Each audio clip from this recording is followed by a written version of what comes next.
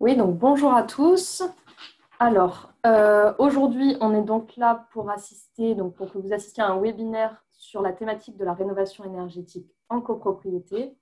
Je vais juste pour ma part couper ma caméra.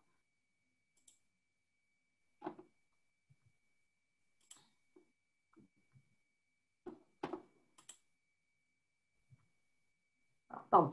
Donc, concernant les intervenants d'aujourd'hui, on a deux entités. Donc, d'une part, l'ALEC, donc l'Agence locale de l'énergie et du climat de la métropole marseillaise, avec donc Rosita Amat et Frédéric Tamizier, qui donc interviennent sur les territoires du pays de Marseille et du pays d'Aubagne.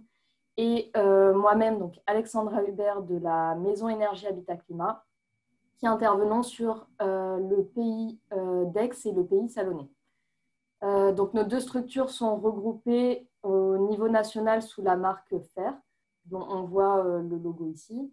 Et on est donc le service public de la rénovation énergétique.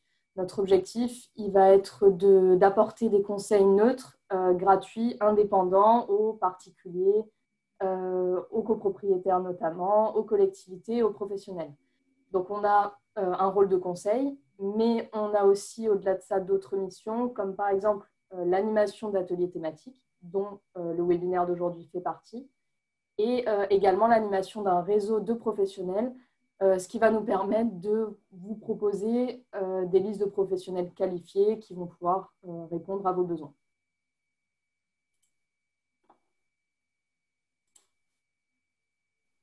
Donc, par rapport au programme de la présentation, donc, on va avoir une présentation d'une trentaine de minutes, suivie d'un temps de réponse aux questions.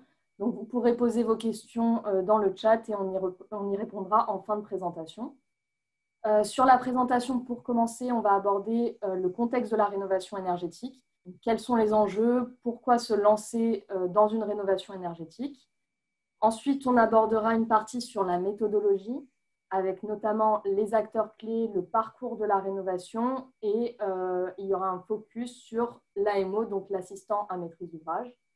Et enfin, on parlera d'une partie sur le financement des travaux et notamment les aides financières mobilisables. Donc, pour commencer, le contexte de la rénovation. Donc, ici, on a listé 5 catégories qui rassemblent les motivations qui vont justifier de se lancer dans une rénovation énergétique. Donc, la première, ça va être la réduction de l'impact environnemental. En effet, une copropriété rénovée sera moins consommatrice d'énergie. Par conséquent, elle émettra moins de gaz à effet de serre. Et on tend donc vers un bâtiment qui sera plus sobre et avec une meilleure efficacité énergétique. Un deuxième point, ça sera d'anticiper et de répondre à la réglementation. Donc, en effet, il y a de plus en plus de réglementations contraignantes sur la rénovation énergétique. On peut prendre par exemple la loi de transition énergétique pour la croissance verte de 2015 qui impose l'obligation d'isoler lors d'un ravalement de façade ou lors d'une réfection de toiture. On peut aussi parler de la réglementation thermique élément par élément qui va imposer, elle aussi, ça va imposer des critères de performance minimale à respecter lorsque l'on remplace un élément du bâti. Si par exemple sur un logement, on va remplacer les menuiseries, on va devoir respecter un critère minimal de performance. On peut aussi aborder l'interdiction de l'installation de nouvelles chaudières fuel à partir de 2022. Donc voilà, on a un cadre réglementaire qui est important avec des réglementations de plus en plus nombreuses. Et aujourd'hui, il existe des aides financières qui vont permettre d'inciter à réaliser les travaux avant finalement que ces travaux soient obligatoires, qu'ils soient réglementaires. Donc l'État va nous inciter, mais les aides financières vont toujours obliger à aller plus loin que la réglementation en fait, notamment en termes de performance. Donc on a quand même ces dernières années une tendance à la réduction des aides financières. L'État, il incite aujourd'hui avec des aides financières, mais le jour où ces travaux seront obligatoires, finalement, l'État ne va pas financer et aider des travaux qui respectent juste la réglementation. Voilà, d'où l'idée d'anticiper cette réglementation en réalisant des travaux aujourd'hui qui peuvent être en partie financés par ces aides-là. Sinon, un autre point important, ça va être aussi l'amélioration du confort et de la qualité du logement. C'est important d'être bien chez soi. La rénovation énergétique, elle va aussi permettre d'aller vers une baisse des charges d'énergie et donc d'avoir un impact sur la facture énergétique. Et enfin, on va pouvoir entretenir et valoriser son patrimoine. Donc, tout d'abord, une copro rénovée, elle aura moins d'entretien sur certains postes pendant un certain temps. Et on a aussi une possibilité d'augmenter la valeur patrimoniale du bien. Donc, ce point-là, on l'abordera un petit peu plus tard dans la présentation. Ici, donc, on a un diagramme de l'ADEME, donc, qui est l'Agence de l'environnement et de la maîtrise de l'énergie, qui est une agence nationale qui a caractérisé en 2015 les consommations d'énergie finale par secteur. Donc, ici, on se rend bien compte que le premier secteur consommateur d'énergie, c'est le secteur du bâtiment. Le secteur du bâtiment, il représente finalement un secteur clé, un secteur important dans la transition énergétique et c'est un gisement important d'économie d'énergie. Voilà, ça montre l'importance d'agir sur ce secteur en particulier. Sur cette slide, on va aborder deux aspects, donc l'aspect thermique et un aspect de confort. Donc, on va avoir deux raisons principales de réaliser des travaux de rénovation, dont l'un est plus évident et l'autre l'est un peu moins. Donc ici, sur ce schéma, en fait, on a les déperditions énergétiques d'une copropriété qui apparaissent.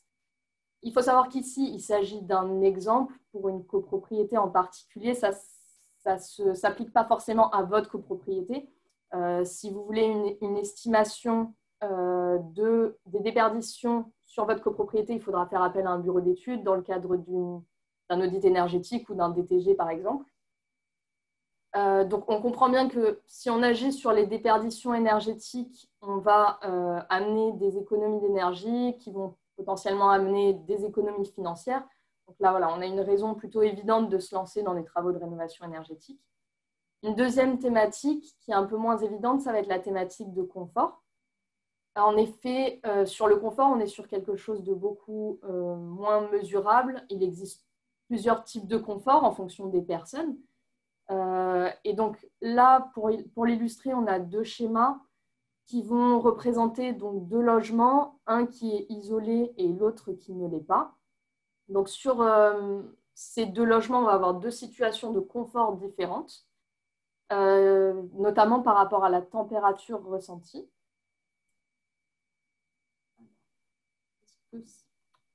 Pardon, ça c'est pas affiché. Alors, j'ai juste un petit problème sur le diapo.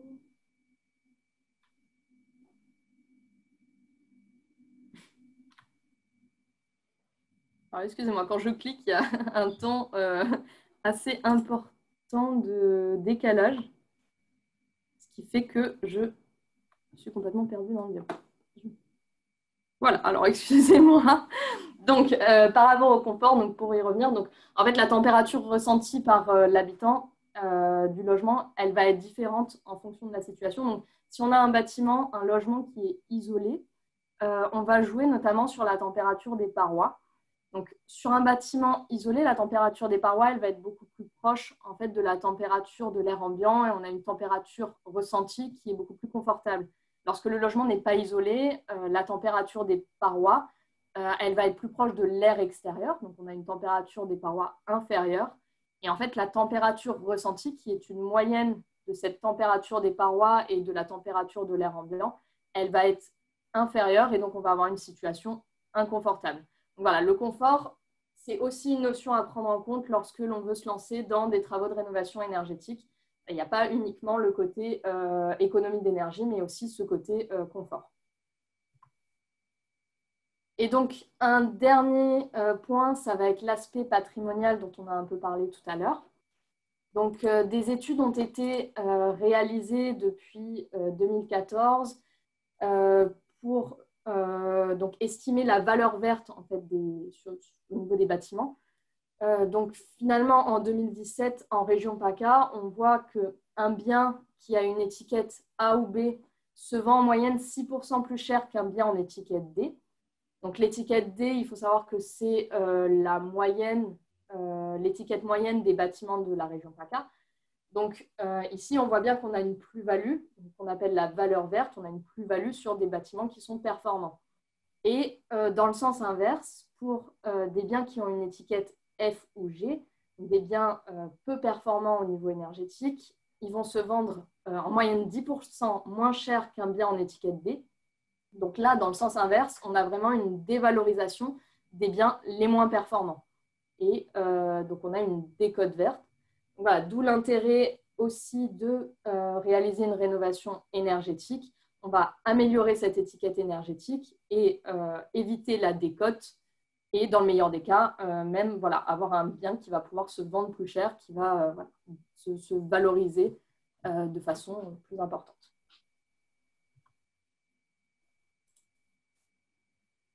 Et donc, je vais laisser maintenant la parole à Rosita sur la partie méthodologie.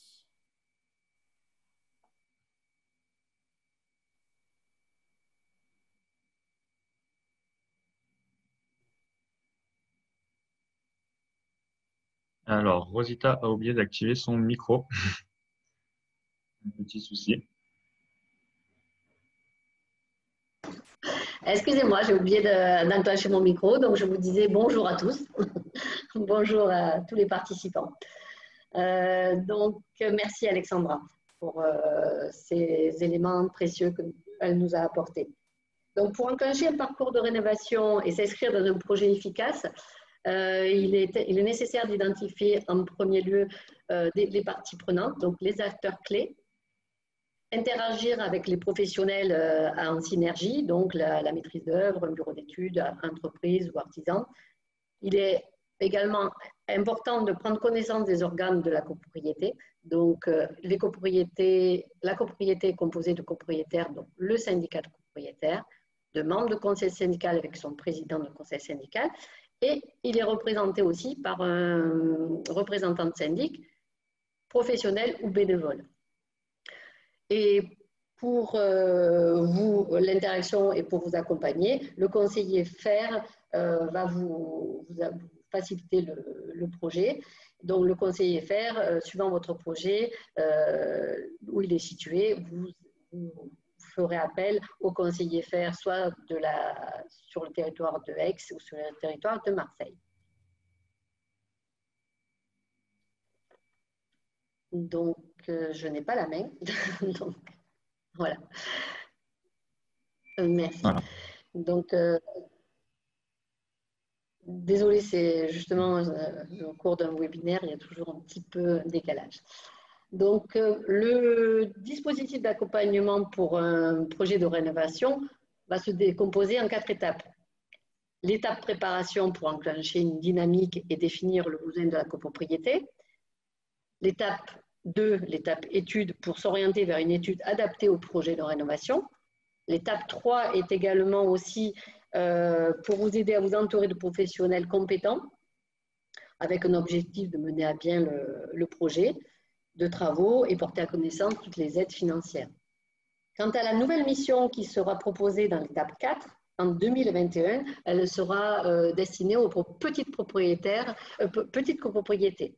Donc, elle va avoir pour mission de suivre le suivi des travaux et le suivi des consommations. Pour comment intervenir dans le conseil, comment vous accompagner, on vous propose des formats de sensibilisation. Donc, bien sûr, le premier contact se fait soit par téléphone, soit par mail. On va vous proposer des réunions d'information pour réunir et mobiliser les membres du conseil syndical. On va proposer aussi de participer à des ateliers comme le webinaire aujourd'hui. On va également vous mettre à disposition des listes de professionnels qualifiés référencés sur notre plateforme.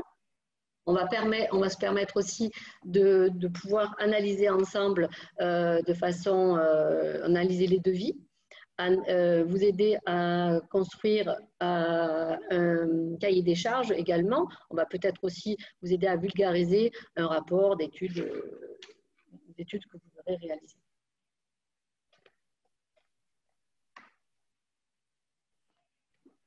Donc, merci de passer à la slide suivante. Alors, je sais, ouais.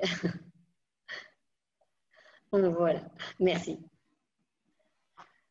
Donc, on parlait d'un parcours de rénovation, donc en 4 étapes. La première étape, qui est la phase préparation et qui est pour se faire une phase déterminante, elle permet, cette phase, à l'ensemble de la copropriété de s'approprier du projet. Elle permet aussi de mobiliser les acteurs pour créer une dynamique. Elle encourage à participer tous les acteurs dynamiques, enfin, je veux dire mobilisés à participer bien sûr à des ateliers thématiques. Elle permet aussi de donner des outils pour évaluer les consommations de chauffage ou de choses sanitaires ou d'identifier des dysfonctionnements et des pathologies éventuelles. Elle permet aussi de recenser des documents nécessaires pour aboutir à un bilan de santé de la copropriété, donc mobiliser l'ensemble et permet de mobiliser l'ensemble des acteurs du projet. Donc ça, c'est la partie préparation qui est très importante. Nous allons passer à la partie, à l'étape 2. L'étape de la phase étude, elle est vivement recommandée pour réaliser une étude. On vous invite à solliciter soit un bureau d'études, soit un architecte.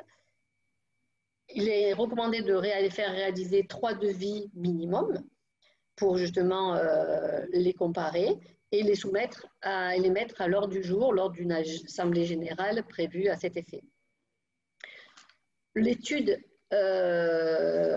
l'étude va comprendre et elle vise à préconiser un programme de travaux d'amélioration de performance énergétique du bâtiment. Elle aura pour vous apporter un rapport, une restitution de rapport de synthèse qui vous sera présenté à toute la copropriété lors d'une réunion d'information où, la plupart du temps, ça se fait en assemblée générale, mais c'est moins efficace.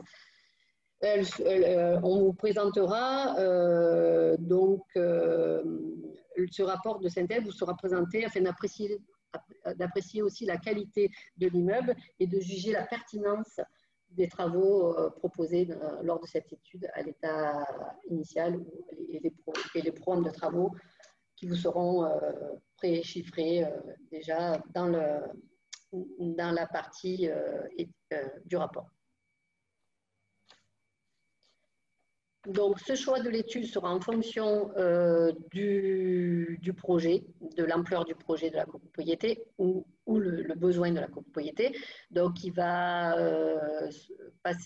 allez passer sur une étude, soit une audit énergétique réglementaire ou un DPE collectif, ou soit un diagnostic technique global qui, pour tout le monde, pour l'instant, maintenant, on commence à connaître cette étude qui est qu'on appelle DTG, qui va plus loin que l'audit énergétique. Ensuite, suivant la complexité des travaux, on va passer, suivant le programme de travaux qu'on aura choisi, il est conseillé et nécessaire de faire appel à un maître d'œuvre. Ce maître d'œuvre est soit un bureau d'études ou un architecte, et c'est une mission qui se décompose en deux phases. La première phase, c'est la phase de conception. C'est la phase de conception du projet jusqu'à la consultation d'entreprise. Et il va présenter, bien sûr, au conseil syndical un avant-projet sommaire qui va être suivi d'un avant-projet définitif, suivant l'avis favorable du conseil syndical dont il aura été consulté. Donc, cet avant-projet sommaire va aussi aboutir à effectuer un chiffrage des travaux liés au projet.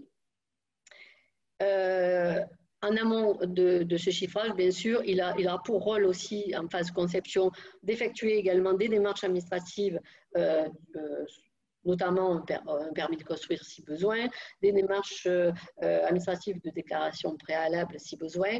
Donc, toute cette démarche-là de la maîtrise d'œuvre est sous la phase conception. Donc, dès lors que le conseil syndical se sera concerté et qu'il souhaite partir sur un programme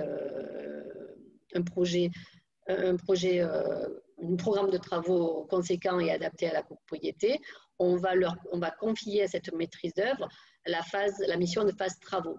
Et là également, ça va se présenter sous forme d'AG, enfin, on va le présenter en AG.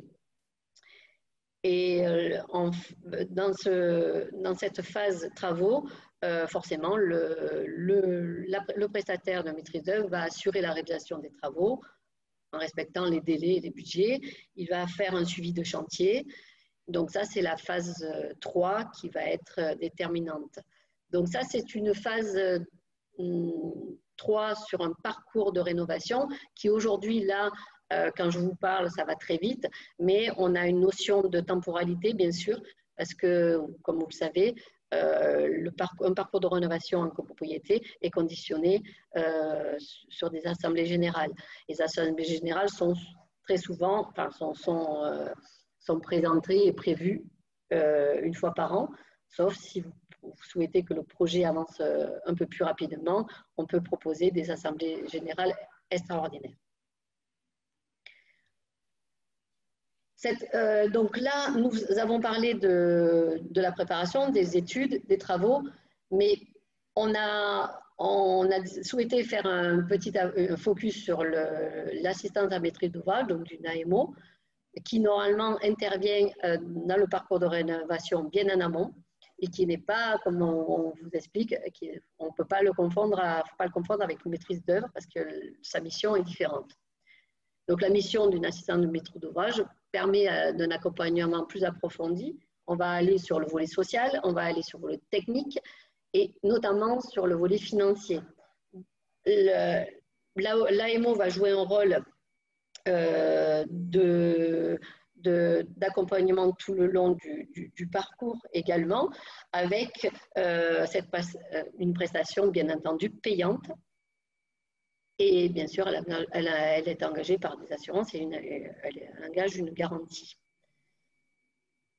Nous avons souhaité aussi vous aborder le rôle, la mission principale, enfin, une mission clé de l'AMO, c'est aujourd'hui sur un programme de travaux assez conséquent. Parmi tous les dispositifs d'aide financière, il est difficile d'aller vers, de décortiquer ou d'aller décortiquer tout le millefeuille de dispositifs d'aide financière que proposent les aides nationales, les aides locales, et voir la proposition de financement dont on peut obtenir pour aboutir, pour investir dans ces travaux.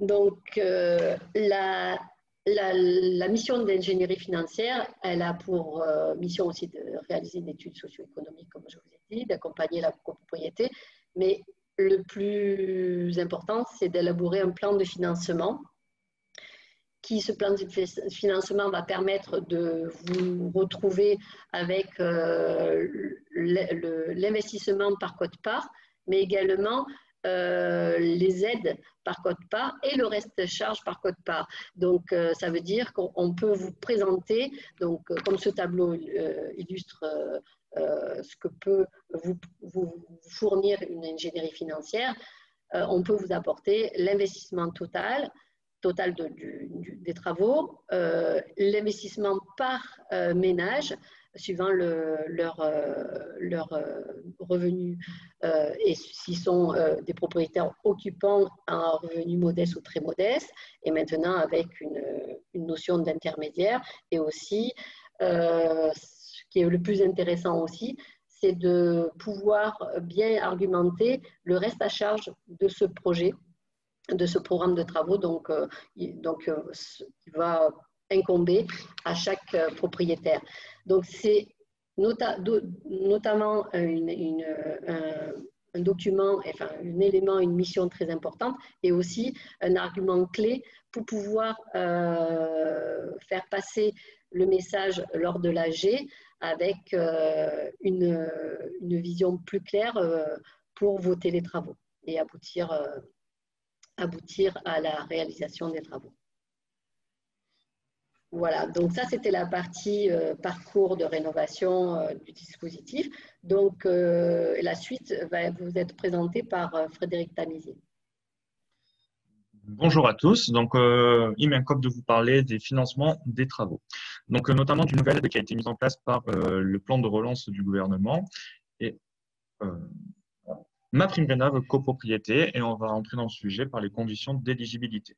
Donc, il s'agit en premier temps d'une aide collective, elle est versée directement au syndicat des copropriétaires et point important, l'assistance à maîtrise d'ouvrage qui a été présentée précédemment est obligatoire pour bénéficier de cette aide. Donc, cette aide, elle est conditionnée par 3 facteurs principaux. La rénovation globale, il faut que ce soit des travaux d'un projet global qui pousse à une amélioration à 35% d'économie d'énergie sur l'ensemble de la copropriété. Le deuxième facteur, c'est qu'il faut que la copropriété soit composée d'au moins 75% de lots d'habitation principale. Et enfin, une dernière condition, c'est l'immatriculation. Il faut que la copropriété soit immatriculée auprès du registre national des copropriétés. Donc voici, ça, c'est les 3 conditions principales. Si on regarde un peu plus l'aide dans ce qu'elle propose, c'est d'abord une aide collective qui représente 25% du montant des travaux. À ceci va s'ajouter une aide au financement de l'accompagnement, donc au financement de l'AMO à 30% du montant de la prestation, auquel on va pouvoir ajouter plusieurs bonus. Le premier, c'est le bonus de sortie des passoires thermiques. Donc, c'est-à-dire quand la copropriété, le bâtiment va sortir des étiquettes F ou G du DPE. Donc là, on va avoir une aide de 500 € fois le nombre de logements supplémentaires. Ensuite, on va avoir un bonus pour les bâtiments basse consommation, donc c'est-à-dire quand la copropriété ou le bâtiment va atteindre l'étiquette énergétique B ou A, toujours sur le même DPE. Donc là, on va avoir encore un bonus de 500 € fois le nombre de logements. Voici les critères de base auxquels vont se rajouter 2 bonus, soit pour les copropriétés qui sont considérées par l'administration comme fragiles. On va avoir un abondement de l'ANA. Donc là, il y a 2 critères supplémentaires. Il faut que le taux d'impayé soit de 8% au niveau de la copropriété ou bien que la copropriété se situe dans un quartier en renouvellement urbain. Donc là, l'ANA va rajouter 3 000 € fois le nombre de logements. Ou pour les autres copropriétés, on va pouvoir avoir un cumul possible avec les C2E rénovation globale, donc les certificats d'économie d'énergie. Voilà un petit peu la présentation de la nouvelle aide annoncée par le plan de relance du gouvernement. Bien sûr, il y a toujours d'autres aides énergétiques. Le premier point que j'aimerais vous dire, c'est le remplacement du crédit d'impôt résiduel, le CITE, pour les travaux votés en 2021. En fait, il va se transformer, on va mettre en place MaPrimeRénov' pour les ménages intermédiaires et supérieurs. Alors, il faut savoir qu'aujourd'hui, le crédit d'impôt résiduel concernait uniquement les ménages intermédiaires et supérieurs. Il fallait attendre 1 an après la fin des travaux pour en bénéficier. Aujourd'hui, il est transformé en MaPrimeRénov' et donc on va pouvoir bénéficier d'une subvention et donc on n'a plus cette période d'attente. Les aides qui restent toujours actuellement, ce sont les certificats d'économie d'énergie, donc les C2E qui sont des obligations pour les producteurs, distributeurs d'énergie de subventionner des travaux d'économie d'énergie. Il reste toujours d'actualité jusqu'à fin 2021 où se terminera la 4e période et on rentrera dans une nouvelle période de certificat d'économie d'énergie. On retrouve toujours la TVA à taux réduite pour les travaux d'économie d'énergie et les travaux induits, les travaux qui sont nécessaires pour que la mise en œuvre soit bonne. Donc, on a une TVA à 5,5%. Et enfin, on peut toujours solliciter l'éco-prêt à taux zéro collectif ou bien individuel. Donc, c'est un prêt sans taux d'intérêt accordé au syndicat des copropriétaires dans le cas d'un éco-PTZ collectif ou aux propriétaires dans le cas d'un éco-PTZ individuel. On a toujours une caution de désolidarisation quand on se situe dans le prêt collectif qui est autour de 1% aujourd'hui. Voilà pour les grandes aides. Et bien sûr, toutes ces aides vont se cumuler ou non en fonction de la copropriété, si elle est fragile ou si la copropriété n'est pas fragile. Donc, pour rappel, les deux conditions, un taux d'impayé sur la copropriété supérieur à 8% ou un copropriété qui se situe dans un quartier de renouvellement. Voilà un petit peu pour le panorama des aides qui sont aujourd'hui en place. Et je tiens à rappeler que pour répondre à une question sur les aides, il faut avoir un projet. Et il est nécessaire d'abord de construire et d'établir un vrai projet pour la copropriété. Je vais juste repasser la diapo d'avant. Et donc, je vous invite, si vous avez un projet en copropriété, à contacter les espaces info-énergie que sont la Maison Énergie Habitat Climat sur le pays d'Aix et le pays Salonnais, l'ALEC pour Marseille-Provence et Pays d'Aubagne, et sinon East-Ouest Provence pour le secteur d'East-Ouest Provence et de Pays de Martigues. Voilà. Merci à tous. Et on se retrouve bien sûr sur cette diapo avec tous les futurs webinaires qui vont être mis en place tout au long jusqu'en décembre. Merci à tous. Si vous avez des questions, n'hésitez pas dans le chat. On se fera un plaisir de vous répondre.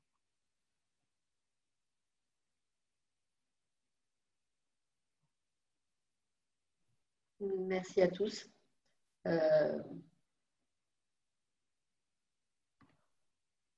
Si des questions peuvent être échangées, on attend aussi vos questions soit par le chat. Je ne sais pas si ça a été précisé. Oui.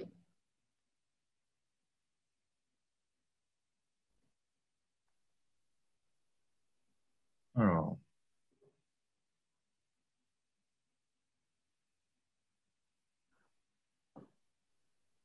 On a un début de question, je pense, mais pas la fin. Copropriété de 36 logements plus garage.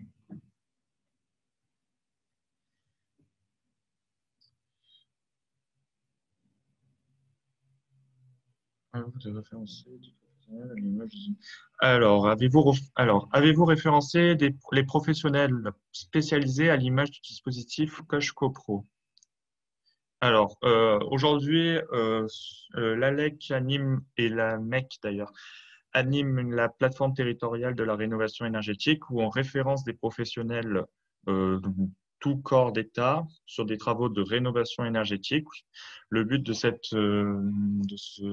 référencement, c'est de signer une charte supplémentaire et après, derrière, on va nous vérifier les certifications et les attestations d'assurance de ces professionnels. Mais on a des professionnels aussi bien pour les phases études avec des bureaux d'études, des architectes, que des professionnels pour les phases de travaux avec des spécialistes en isolation thermique ou en chaudière gaz ou encore en pompe à chaleur.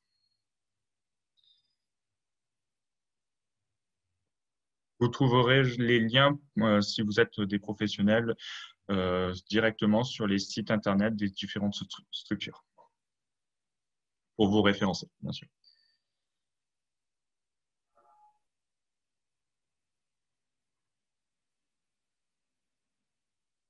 Alors, comment rénover lorsque l'architecte du patrimoine refuse tout changement? Peut-être Rosita qui a plus l'habitude. Tout dépend la nature de rénovation que vous envisagez. Donc, d'après ce que je comprends, vous êtes dans un secteur ABF. Donc là, il faut déjà revoir le projet dans sa globalité, si c'est que des fenêtres, si c'est voilà, donc c'est peut-être revoir suivant le territoire que vous êtes, soit nous contacter à Marseille ou à Aix. Je ne sais pas si le projet où il est situé. Pas d'indication. Donc, on vous invite sur ce sujet-là, peut-être à Aix. Voilà, donc on invite à vous rapprocher de la Maison Énergie Habitat Climat qui est sur Aix.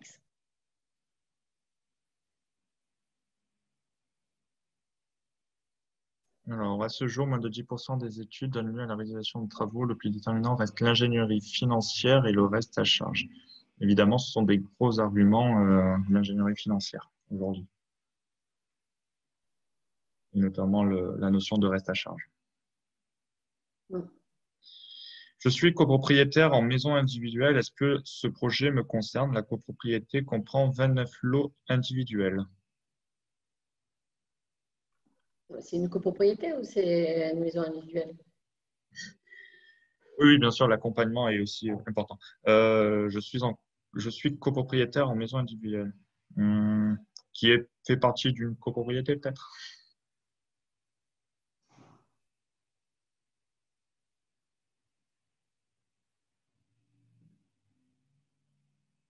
C'est un lotissement, D'accord.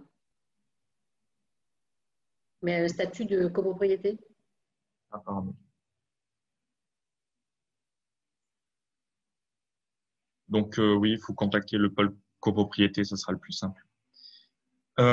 J'ai entendu que la rénovation de façade s'accompagne obligatoirement d'isolation extérieure en copropriété. Alexandra, peut-être que tu as une réponse dessus. Donc, oui, donc il y a une obligation de réaliser une isolation lorsqu'on fait une réfection de façade, hormis si on est dans le cadre d'une dérogation. Donc, il y a des dérogations possibles si on va avoir des contraintes particulières au niveau de la copropriété qui voilà, montrent que l'isolation thermique n'est pas possible voilà, pour des contraintes techniques ou économiquement parlant, certaines contraintes, ou notamment aussi le secteur ABF, donc Architecte des Bâtiments de France, qui peut amener voilà, avoir des dérogations. Mais si on n'est pas dans le cadre d'une dérogation, oui, une rénovation de façade, du coup, doit s'accompagner d'une isolation thermique par l'extérieur. Je vous invite aussi à vous revenir vers les structures pour avoir plus de détails sur l'obligation et les arguments pour aussi passer le cap de la rénovation. Le seul changement d'isolant sous toiture immeuble peut-il recevoir des aides? Rosita? Le seul changement sous toiture,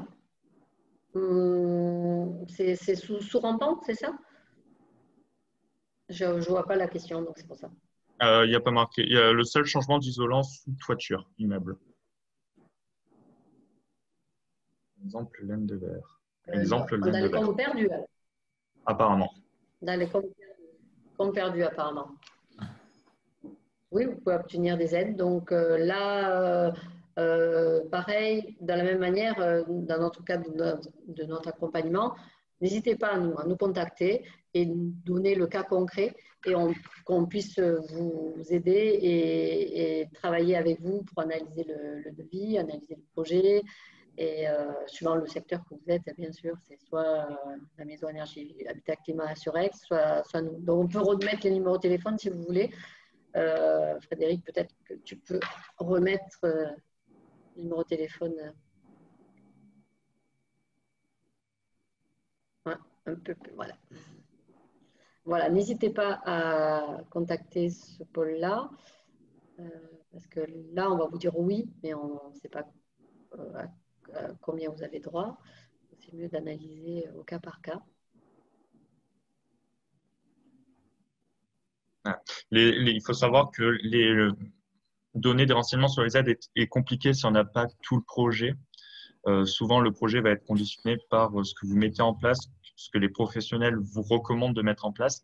Et donc, une fois qu'on a le projet qui est établi avec des devis, souvent, il nous les faut aussi. Là, on va vraiment pouvoir mettre en parallèle les bonnes aides et comment les obtenir aussi et quand les demander.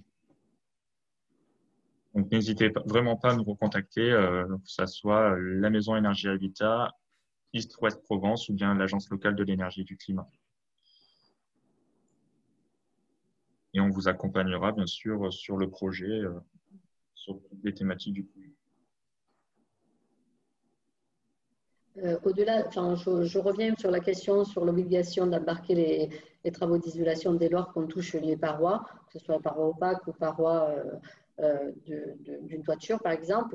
Il est important de comprendre, au-delà de l'obligation, on va oublier l'obligation, c'est peut-être plus d'accentuer et de faire une analyse du besoin de votre copropriété. Si vous avez un problème de confort thermique, si vous avez un problème aussi de confort d'été, donc forcément, il y aura peut-être meilleure, enfin, je veux dire, de partir sur des travaux un peu plus conséquents, vous allez peut-être travailler sur le confort et travailler sur le confort thermique, c'est aussi travailler sur le confort d'été.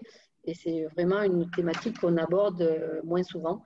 Donc, voilà, donc c'est pour ça aussi que, au-delà de l'obligation, on peut peut-être partir aussi sur ce que ça va engendrer comme confort dès lors que vous faites des travaux de ce style-là.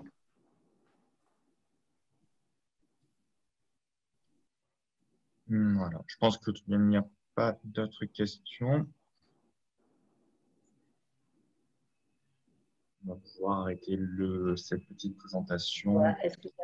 Voilà, si vous avez d'autres questions, que ce soit un professionnel qui soit parmi nous ou un futur projet, ou bon, ben, n'hésitez pas à nous recontacter. On nous rappelle notre mission, elle est neutre et gratuite. Donc, on peut vous accompagner tout le long du parcours, comme on vous l'a présenté tout le long de ce webinaire.